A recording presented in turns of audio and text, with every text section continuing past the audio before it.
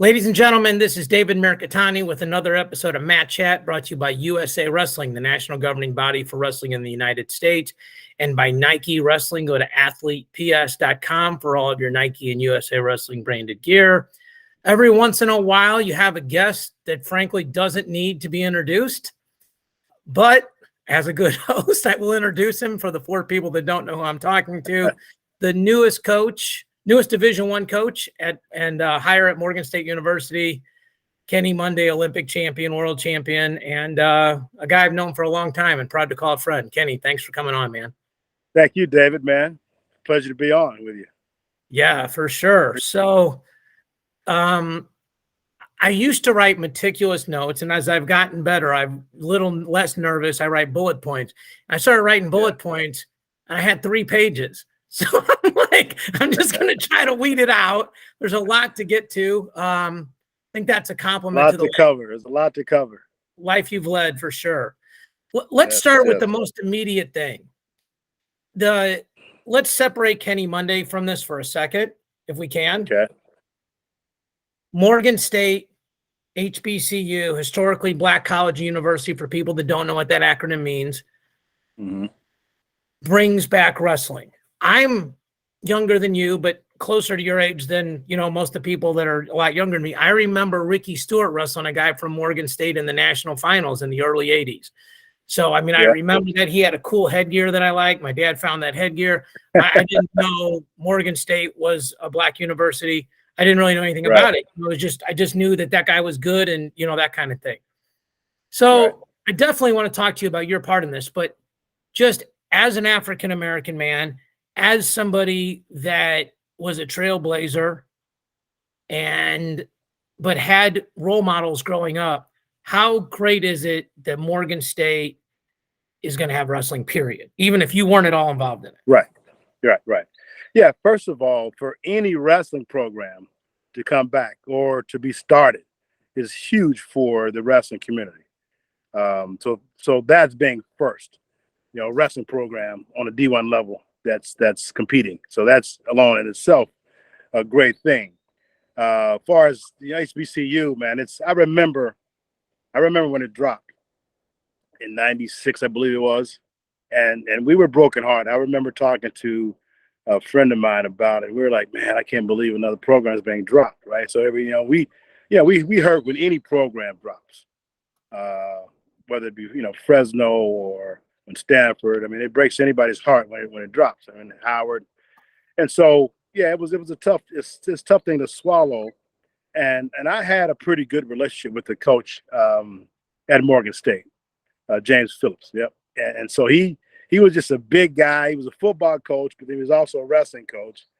And he would always come up to me at any event that I would see, and he would greet me, and he would smile. He'd give me a big bear hug, and he's like, "You should come wrestle for me at Morgan State." and of course, I didn't know a whole lot about Morgan State, but I had a friend that John Davis that wrestled for Morgan State, and we were on the Dapper Dan team together, Pittsburgh Classic. Yeah, it was the Pittsburgh Classic.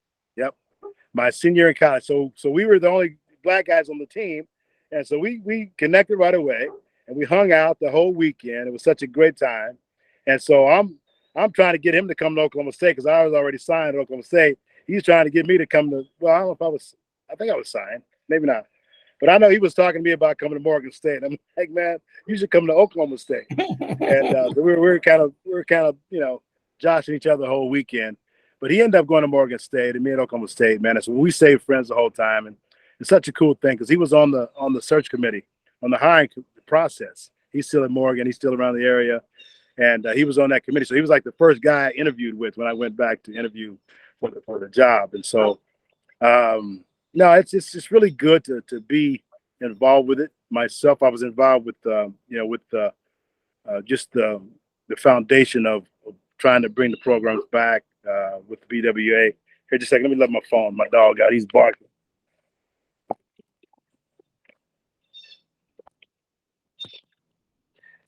So I was involved in the process of being a member of BWA, and so I was reaching out to the athletic directors. reached out to Howard's athletic director and the president, and had conversations with them, and so I was a part of that process, and so it was really good to to have it come to fruition. And this is while you were obviously at Spire, for people that don't Right. know. Yeah. So Right.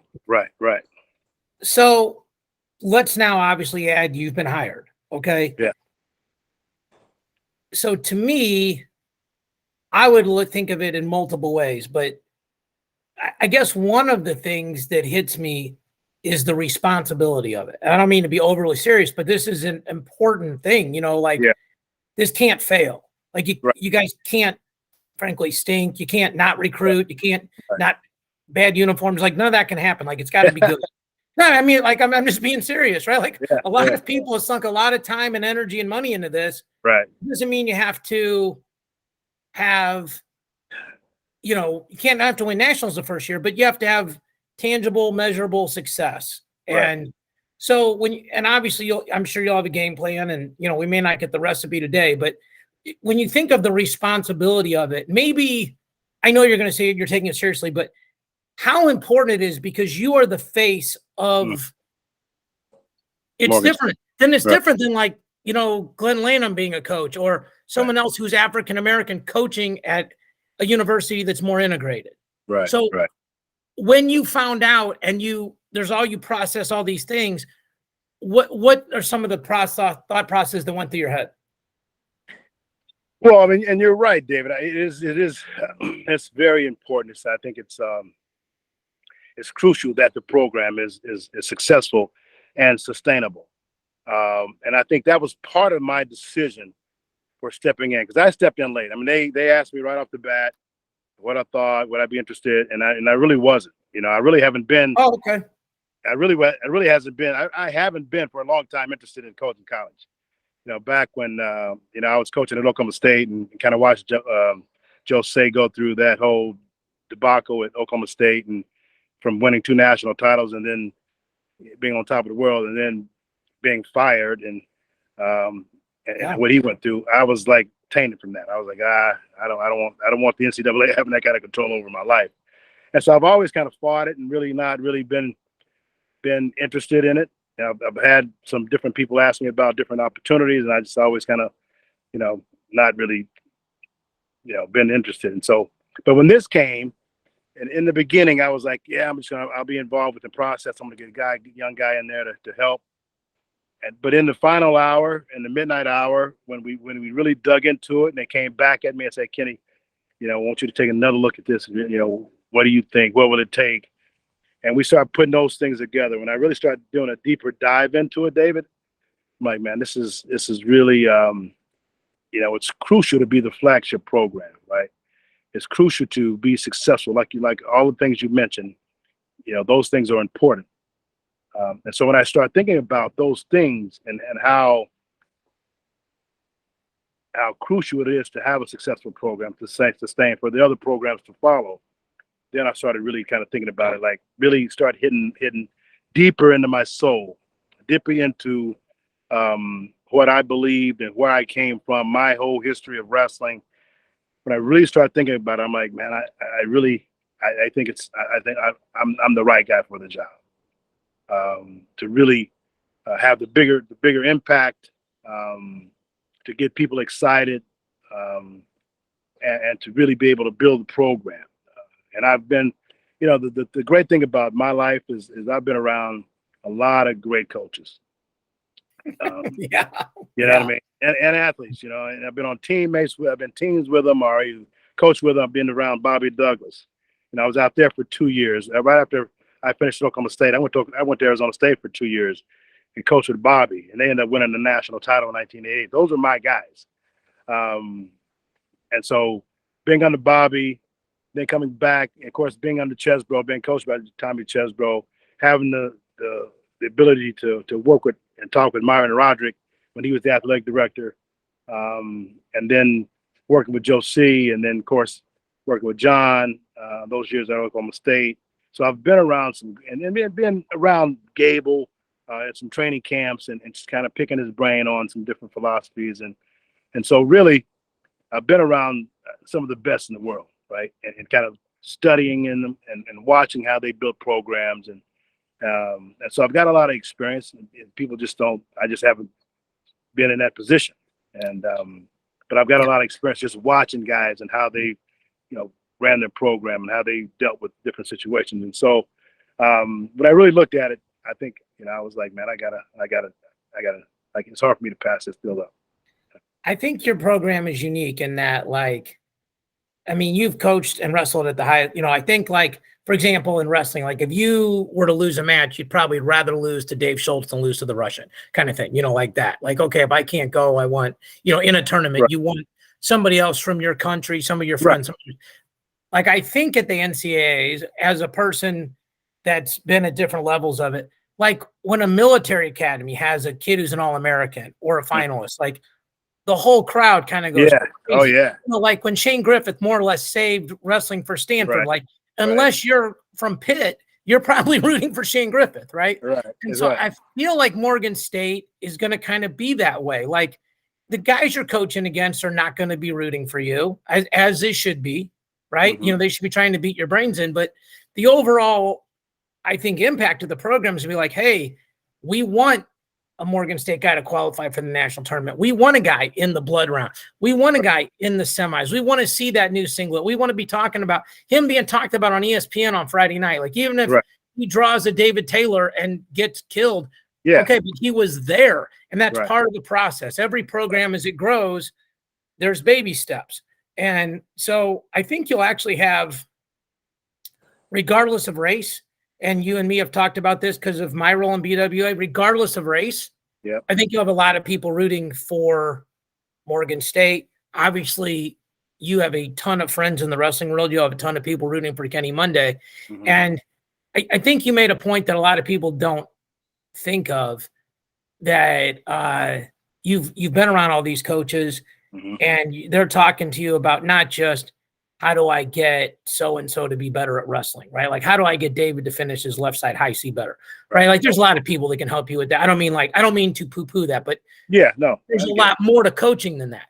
And like, I feel like you have this immense tree of people to reach out to with, like, I had written down here, your process for hiring a staff, your process for recruiting, your process for NIL, your process for fundraising. And if we did that, we'd be out of time. So I don't want to dive in all of it, but I feel like in general, there's probably somebody you trust that was good at recruiting, that didn't overspend, that used language a certain way, that was persuasive, that sold a dream, and you're going to talk to that person. You're going to co-op some things along with some stuff you're already good at, like the pitch you get to wrestle for Kenny Monday is pretty strong. The pitch you get to be part of bringing a program back. I'll tell you a very quick story. The coaches of Mizzou told me Ben Askren was deciding between Wisconsin and Mizzou, and the coach at the time of Wisconsin said, "You'll never be great if you go there," and he went there just to prove that guy wrong. Right. And I think those kind of guys will want to come to Morgan State. Because it hasn't been good or bad; it just hasn't been around. Right, and it's new, and it's of course it's the underdog, and everyone, especially in that environment, they love to see underdogs win. But it's been amazing. It's been amazing. The outpouring of support and the people in the game that have reached out to me and congratulated me and go, man, we're behind you 100%. Anything you need, anything you need to know, don't hesitate to call. It's so funny. I got a message from Mike Poeta, and he was like, man, that was so great. Wish you the best. I hope you get second. Hope you get second in NCAAs. If we want to win, I want to kick your butt. But you got 70 schools wanting you to take second. Right. And so, but it's been amazing. I've been so impressed with just the outpouring of support from all the coaches. Just about pretty much every head coach that I know. From Kevin Jackson. Of course, I was just with him the other day, and so John and Papalizio reached out,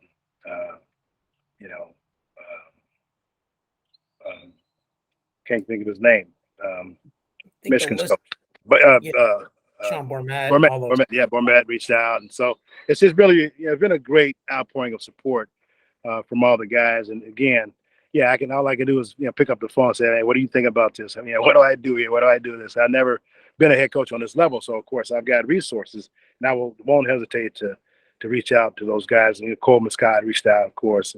But yeah, man, and of course for me, I just been sitting in the background, but I take notes.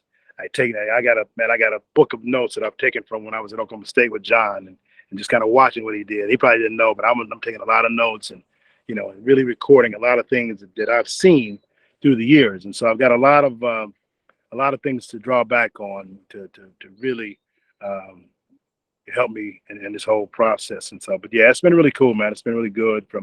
It's been my phone. Of course, my phone just blew up with all the the kids and the families. And coach, I want to wrestle. I've always wanted to wrestle at HBCU. I've always wanted to do that.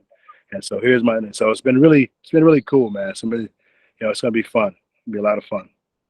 Yeah, I think, and like, my mom and dad, and my mom's a communications teacher, and she says, yeah, and she says everybody teaches you something. They either teach you what to do or what not to do. Right. And so, like, you've probably been coached by enough people to kind of coach you the wrong way once in a while too. Oh, absolutely. Like, I mean, I learned so much when I was training. Of course, we were training at Oklahoma State, and Joe C was the coach. I learned so much, again, on the positive side and the negative side. I mean, going through that process with the NCAA. I mean, they interrogated those kids. I mean, they took them through the ringer. And then, so of course, me and John were co-head coaches in '92. And so going through that process, I learned a lot. I really kind of understood kind of just the whole NCAA angle and what they were looking for. And so, of course, things have changed now. I mean, the things that you get in trouble for then is, 100% legal now, right? So totally different deal. But yeah, I learned a lot from that process. And so I'm really ready to dive in, man, and get after it for sure. Yeah. It's interesting because on being on the BWA calls, the conference calls that you guys do and I'm a part of, one of the things that I see over and over is the importance of role models and the role model that looks like you, like whether it's being African-American, whether it's wrestling, women's wrestling, right? Like Helen Maroulis winning, like Tamyra Mensah-Stock winning as not only a female, but African-American. Like now there's this whole generation of people. And I've known you a long time, and you obviously, quote, you recruited me a little bit coming out. But the funny thing was, like, I wasn't very athletic growing up. Like, I was my dad was smart, but I was kind of, so like my role model was Dave Schultz because he looked like Yoda. He looked like a librarian with a bad haircut until he got on the mat, obviously your guys' battles were epic, and the amount of respect you had or would still have for Dave today if he were alive is well documented. How important do you think it is just when you put out a bunch of kids on the mat in singlets that are I think those kids will need to understand. Some kids are just prisoners of the moment. They don't understand, like, when you guys roll out the first duel, especially the first home duel, hopefully your first duel will be at home, that if you need a play-by-play guy, let me know. I'm here for it. And just the significance of that, of 10 guys, probably all African-American, representing Morgan State with you and your coaching staff in the corner. I mean, I feel like that's a moment it'd be hard not to break down and cry a little bit. I mean, almost tears of joy, right? Yeah, absolutely, man. I've gone through those emotional times. Just realizing, okay, man, we're actually doing this deal, right? Because again, I was out of the loop. I really wasn't looking. I wasn't looking for a job. I loved it, Aspire. I loved the work we were doing here, and I really wasn't looking for the opportunity. I was really trying to see, help. I've talked to Tion Ware. I've talked to Obi. I've talked to those guys that were like right there. And so I really wasn't looking to do the deal. And so, yeah, I really, when I made the decision, it was definitely an emotional time to really look back on my life and how I grew up in Tulsa, Oklahoma, as one of the only black teams and I had all black teams until I went to college. Oh, really? And, yeah. Grew up and grew up in Tulsa, North Side Tulsa, and we had our own teams. And then, of course, when I started to grow, and people know the story, but there was a lot of, of course, of the teams, the really, good teams like the Blue Tees and the white teams out south were really trying to recruit me to come to their team. Like, we'll pay for everything. We'll send you all the trips we'll pay for. And my mom was like, no, we're going to stay. We're going to stay on the north side and build our own team. And we're going to stay north, right? And so she kind of stopped that whole process and said, no, we're going to stay, because we were helping a lot of kids. A lot of underprivileged kids. We were taking them in, bringing them in, helping them, buying their uniforms, buying their wrestling shoes, feeding them. So my mom and dad was a big part of that, kind of like your mom and dad. I mean, they're very supportive in the process. And so we didn't want to let that go. And so I wrestled at Booker T. Washington. We had all black teams and maybe had a couple white kids on the team my senior year. We won 4 state titles, and so we were very successful as a team. And so that part of me was like, okay, this is something that I want to build on, right? And I'm not saying that every kid on my team is going to be a black kid. You'd be surprised. I've had 10 white kids reach out to me and say, we want to come. I wouldn't be surprised. I think they want to wrestle for you. Yeah, I get it. I think other people would be surprised, but I get it. Yeah. Right. Hey, there's no Asian Americans as head coaches, so I had to go somewhere that wasn't my tribe. Coaches. And I've had white coaches reach out. Yeah. Say, we want to come help you. We want to be. I'm applying for the job. So I've had a few guys as well. So, but we will be the majority. It will be a majority black team, of course. But we've got some kids that will definitely come into Morgan State, and so I'm excited about that. But yeah, man, it's a journey. It's a journey. It's a huge undertaking, of course. And but I'm not the kind of guy where my pride is not so big where I'm not reaching out for help. That's part of my deal, right? I'm reaching out for all the information I can get and receive. Well, and I'm not saying these are your strengths and weaknesses, but if you thought, hey, I'm very good at technique and I'm very good at recruiting, I don't like organizing a bunch of stuff. I don't want to do fundraising, but I know it's important. I don't really want to learn NIL. I don't want to manage 9.9, but I know it's important. So I'm going to hire people to fill in those blanks. And again, I'm not saying those are your pros and cons at all, but I mean, my dad didn't like recruiting. Right. When you're 60 years old and Japanese, he would give somebody his business card and go, we'd like you to come to Merrimack. And he thought that was recruiting. I'm like, exactly. That's an introduction, Pop. I remember. Yeah. But me, I don't care. I'll just keep talking until you say no. And then I'll talk 4 more times, try to get you to yes. You need somebody like that. Absolutely. And I'll kind of figure out where, and I already know, of course, we know where I'm strong. I know where I'm strong. I know where I need some help. And those are the kind of people that I will bring into the program. Of course, the organizing and the schedule. They will come in or help me to organize me. Right. Well, nobody's perfect at everything, right? I mean, I think the smart people know where, if it's a bar chart, nobody's a 10 at everything. So the stuff you're not a 10 at, you bring somebody in who's an 11, and let them go kick butt and be great at it, Right. So right. But I'm excited. I'm excited about just the Morgan State staff, like the new athletic director. I mean, she's really, really a remarkable person. I mean, we had great talks, and the assistant athletic director, Lydell Sargent. He was at Penn State for a while, so he's a wrestling fan anyway. And but we really have some. And the president he's on board, 100% on board. Now Nate Parker, which was instrumental in bringing this program together. He's all in. He's so excited, man. It's like his baby, right? He's so excited about this thing, and so it's he's going to be a great resource, and Novagrass is a big resource, and so I've got a lot of support, man. It's and you can't a huge endeavor like this, any endeavor you can't do by yourself, but especially this, I can't expect to go ahead and make this thing successful by myself. I think this is a different type of, obviously when you won an Olympic gold medal and all the other things you want, but just to pick that one thing, because people can wrap their heads, at least conceptually, on that. At the end of the day, you were the one that stepped out on the mat, but there's a gazillion people that poured themselves into you. When you're a coach, I always tell people, when they go, hey, nice podcast or whatever else, I go, the hardest thing in the world to do is win wrestling matches in wrestling. The next hardest thing is to coach people to win wrestling. Everything else ain't that hard if you're fairly talented. I know. I know my lane is not the hardest lane that I'm doing right now. I just got to have a deep Rolodex and ask some Right. fairly intelligent Yeah. questions. Right. You Right. know, so. It ain't easy, you know. It's a gift. It's a gift. You know, it really is a gift, and you're gifted at it, right? And not everyone is. But yeah, I everyone's got appreciate to that. recognize the gifts. Yeah, for sure, absolutely. I was thinking about it before I came on. I said, I know he's got some good questions. He's a smart guy. He's very thorough, and I've been knowing him for a long time. You were that way when you were a kid coming up, right? Yeah. Detailed I guy. think, You wanted to know the details. You know, Coach, how yeah. do I break this thing down? And Yeah. yeah, That is one thing that, like, when you're a coach's son, yeah, you like, my dad always told me the how is more important than the what, right? Like, right, and sometimes you just got to, hey, there's 20 seconds left. And I mean, you're older than me, so you're coaching me. And I look over, you're like, go get it. There's yeah, no trick move. It's like, right, go get it.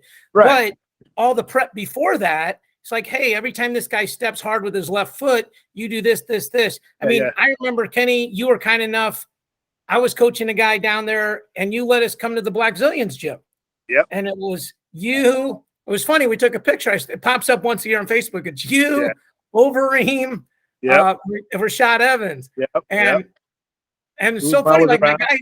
my guys that don't think I know fighting are like, do you know who's in that picture? I'm like, yeah, but the baddest dude of all is the one that didn't fight that much. You know? Right.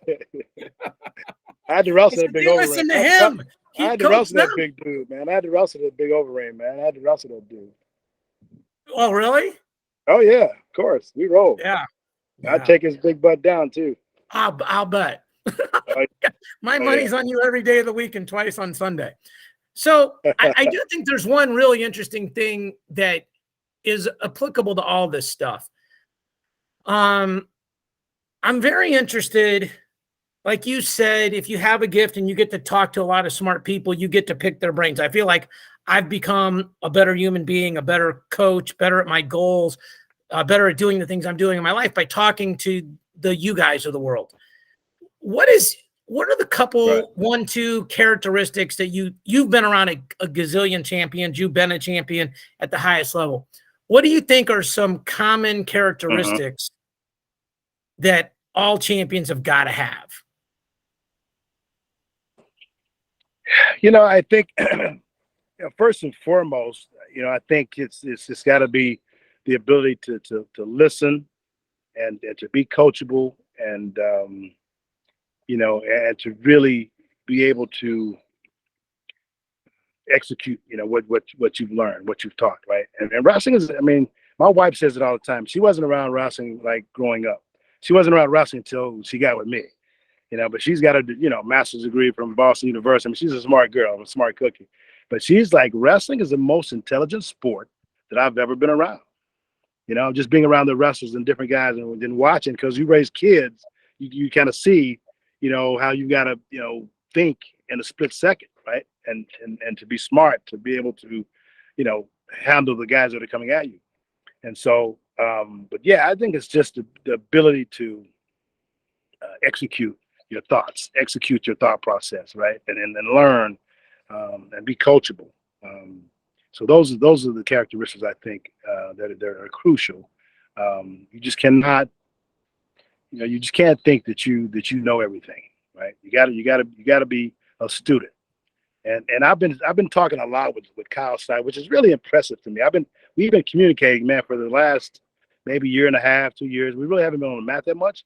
But once the Rudis thing came out, right, and the things I put out, my lateral drop and my farmer's carry, he really wanted to learn the lateral and kind of how my thought process were that, and then shots from the outside. So we've been communicating a lot here in the last year and a half, and I've seen him adjust some of his wrestling just based on our conversations, right? And so that ability to be a student, and I tell kids this all the time. That was the reason why I graduated and really jumped levels as I did coming through my career, because I was always a student. I was always looking at the champions. I was always looking at the guys that were better than me. And as a little kid, I go to the tournament. I'm looking at the best guys who are winning. And I studied the way they demeanor. I studied the way they warmed up. I studied the way they wrestled, how they interacted with the referees, how they interacted with the coaches. And so I was just always watching and trying to learn what the champions did. And so just being a student, staying a student of the game, and always willing to learn, always willing to get better. I think it's really the intangibles that make a great coach, a great wrestler, and it just really helps you, just to get better at what you're doing, at your craft. And so those are the things that I look at. Of course, all the other things, and being a good person, Yeah. being a giver. I've always been a giver. I've always been willing to give more than I receive on every level, in every situation. And those things that really kind of helped me be who I am today.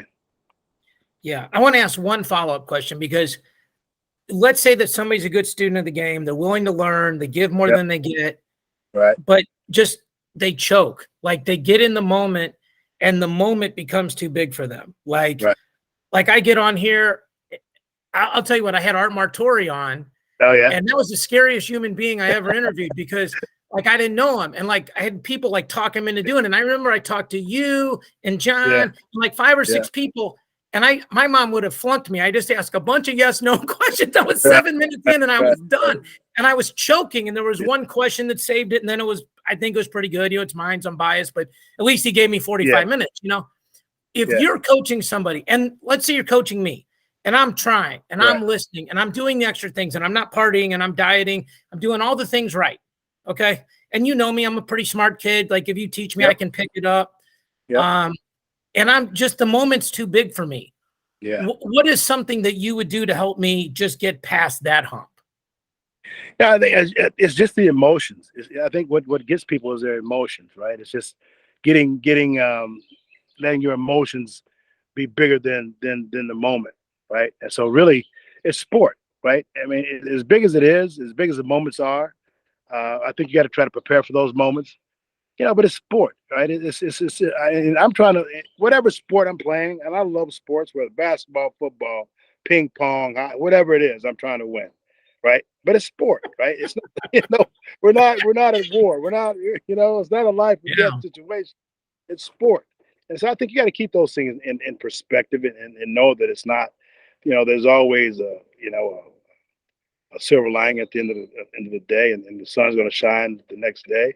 And so I think just not getting caught up in the moment, right? I think you prepare, and like you said, like we said earlier, winning is hard, man. Winning is hard, and but when you really put it in perspective and you keep it where it needs to be, where it's just sport, right? We're just competing. I think you tend to take the pressure off yourself, right? So people, I think they put more pressure on themselves, but again, it comes back to you can't get around the work. You got to be prepared. You prepare yourself, and as long as you prepared yourself, and focus on doing the best that you can, right? Then you're gonna get what you get, right? And so I just think people they put too much pressure on themselves to win instead of just trying to perform. And really, it's just about performance, right? I think my idea is performance is an art. You got to learn how to perform. Yeah, right. It's very true. Yeah, it's an art, and so I think you got to go back and really, focus on that aspect of it, right? Instead of the wins and losses, it's really about your performance. Well, one of my friends who's very good at introducing himself to people, and sometimes people of the opposite sex, will make fun of other people that aren't as good at it, and he'll just say it's what you should have said theater, and some people have that gift of gab, like they know how to get a conversation started. But I think sometimes people, and like Kenny, I'm sure this has happened to you, that people are like, he's just long, he's just fast, he's just athletic, it was just a double leg, which is obviously all these things are untrue. Okay. So don't come to the house and double leg me. But I'm just saying, people want to, like, or Jordan Burroughs. Like, I know a lot of people be like, well, he's just fast, especially in the beginning. Now he's even craftier than normal. He's kind of had to develop a curveball and a slider. The fastball slow down a few miles per hour. Yep. But I think people don't give, and I think this is like, sometimes they don't give African-American athletes enough credit for being smart, for being students of the game. There's all this sort of paralanguage that's tied to well-spoken, and, there's all those kind of things like that. Right. Or he's articulate or something. Yeah. No, I mean, I mean, it's like the unspoken, it's the trick, right? Trick language. So I'll tell you this, like, I'm not on the inside of anything. I'm like on the periphery of a few things. You know, it's like I listened to the board meeting. I guessed who they hired 3 weeks ago. I was on the phone with Jahi, and I bet y'all hired Kenny Monday. And Jahi's like my little brother. You know that, we ran that gala together. So like Jahi won't lie to me, but he won't tell me. I said, just tell me if I'm wrong. And he wouldn't say nothing. He goes, Coach, you're not going to put on your podcast. I go, of course not. Kenny, you make sense. You're the first African-American gold medalist. Like, I would have put it on your lap and said, why wouldn't you take this? I mean, right? Like, if they were starting a martial arts school and it was for Japanese Americans, they should probably hire my dad. You know, like there's things that make sense, right? Like, you know, maybe he didn't take it, but like you'd feel like, okay. But it was just funny. Like Jahi's like, you're not going to say anything. I go, man, I'm a part of this in a small way. I'm not trying to ruin, I'm not going to steal your thunder to be right one time and nobody ever talk to me ever again, you know? Right. But I think the enthusiasm, I can see the enthusiasm at a different level because you're in it. It's about you. And like you said, all the overwhelming support, 70 coaches want you to take second, all those kind of things. But I'm just telling you, as people that I know that know me, know that I've have relationships with certain people from Oklahoma State, have relationships with certain people at BWA. They're like, how awesome is this going to be? I'm like, probably really freaking awesome. I'm like, they're going to wrestle hard. I said, and I go, I think Kenny's about trying to leave things better than he found it. Absolutely. And I think as great of an athlete as you were, and as great as you've coached other things, I think like this is a tremendous sort of, I'm not going to say final step because God only knows, but at the end, near the end of the chapter of the book, something to be able to be this person, to raise this program to this level so that so that the Howard universities come back, so that the other schools come back, kind of like what Dion and what Eddie George are doing down there, right? Absolutely. Make them a viable option, not like, oh, like a pat on the head, that's nice kind of thing. Right. And I saw that, I was, of course, I love sports and I love Dion. I've met him a few times, and so you got to be inspired, at what he's doing. And my wife graduated from Tennessee State, right? So she's an HBCU graduate. My daughter graduated from Howard University.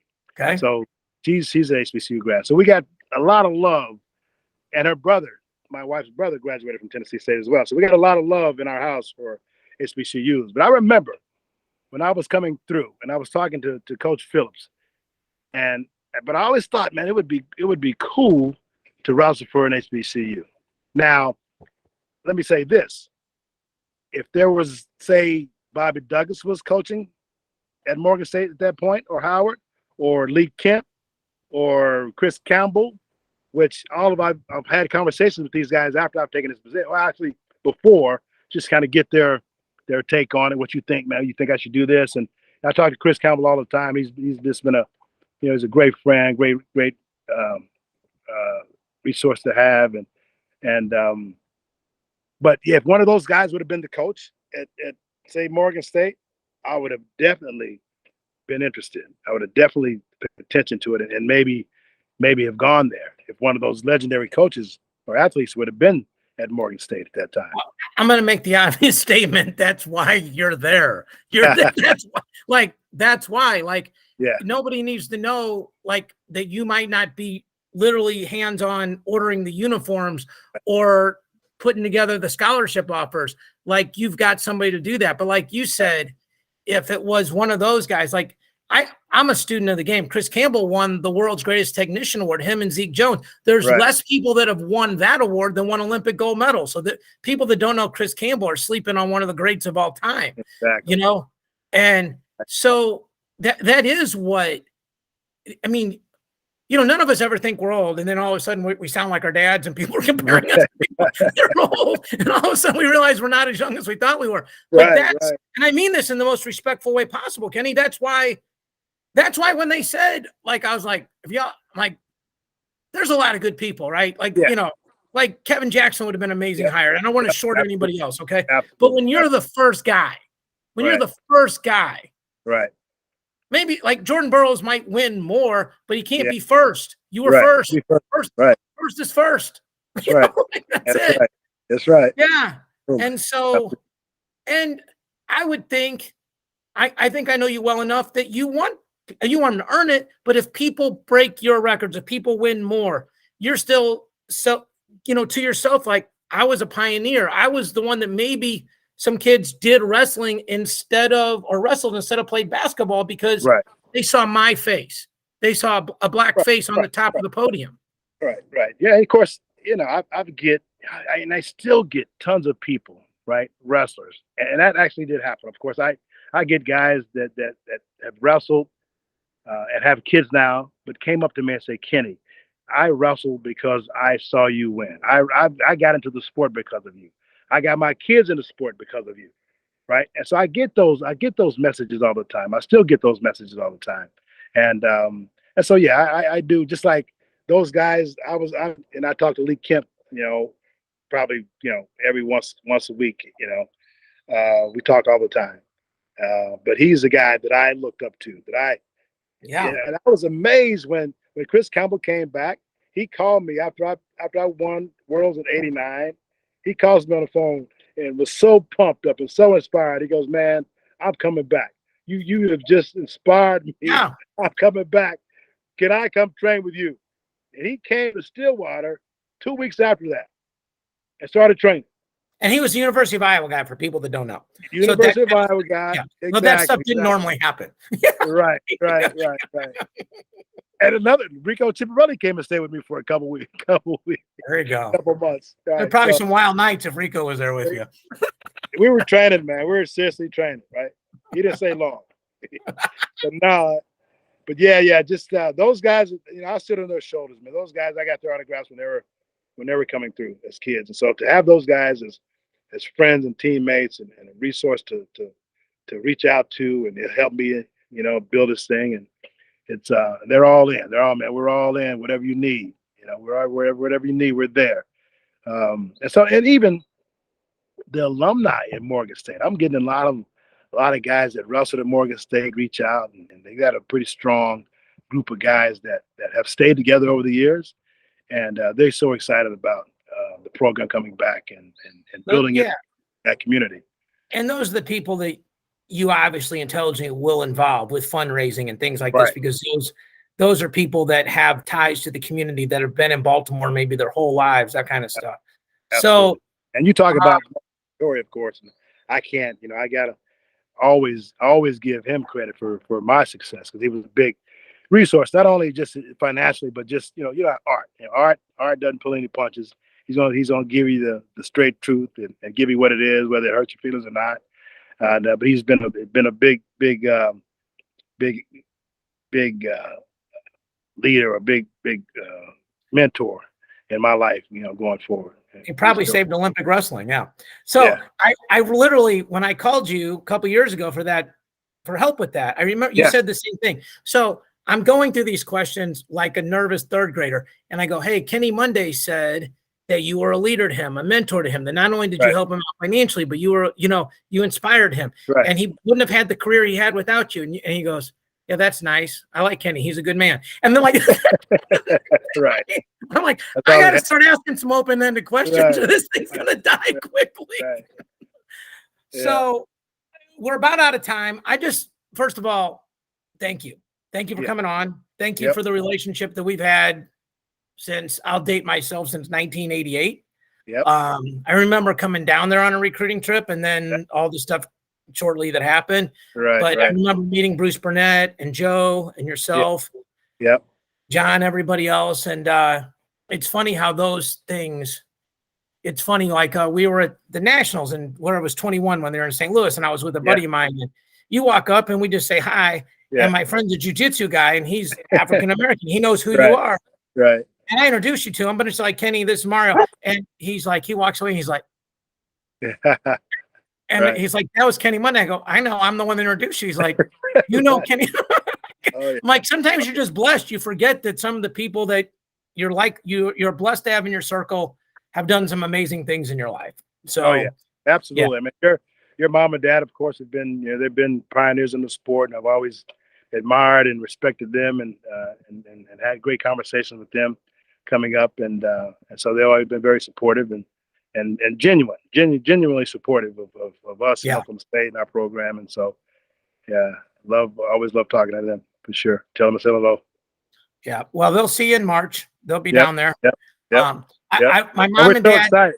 We're excited. Yeah. It's in Tulsa, right?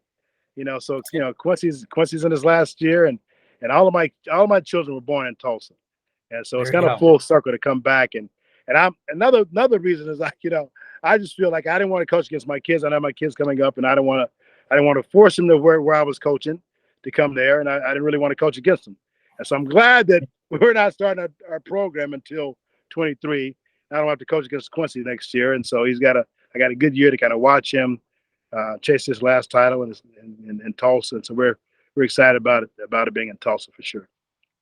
Yeah. Well, we talked off air. I'm sure I'll see you there. And you're the unofficial mayor of the town, so Yeah. it's always good to hang out with you. Oh yeah. So Oh yeah. just best of luck. If there's anything that the Mirikitani family can do to help you out as you guys get this off the ground, just let me know. Okay. You will be getting calls from me for sure. For sure. But no, I'm excited, man. I'm really excited about the future of Morgan State, and building the program, and building on the legacy of that program, and my legacy, of course. But no, we're excited we were just there last weekend and on campus, and it was a great feeling to be on campus, man, and see all the students, and just get a feel of an HBCU, man. It's exciting. We will put a product out on the mat, though. People will love and enjoy, and we'll put a show on the mat for sure. You know me. I got no doubts. I appreciate you coming on. I know you're busy with realtors and figuring everything else out, so I appreciate you squeezing us in. Okay. Thanks, David. Thank you, everybody, for watching and listening. We'll see y'all next week.